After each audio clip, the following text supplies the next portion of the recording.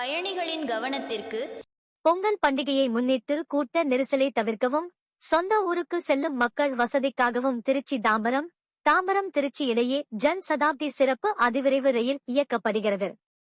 இது தொடர்பாக தெற்கு ரயில்வே வெளியிட்டுள்ள செய்திக்குறிப்பில் கூறியிருப்பதாவது: தாம்பரம் திருச்சி அதிவிரைவு சிறப்பு ரயில் வண்டி எண் 0-1-1-1 என்ற ரயில் இன்று முதல், அதாவது 4, 5, 10, 11, 12, 13, 17, 18, 19 ஆகிய தேதிகளில் தாம்பரத்தில் இருந்து பகல் 3:30க்கு புறப்பட்டு இரவு 11:35க்கு திருச்சி சென்றடையும்.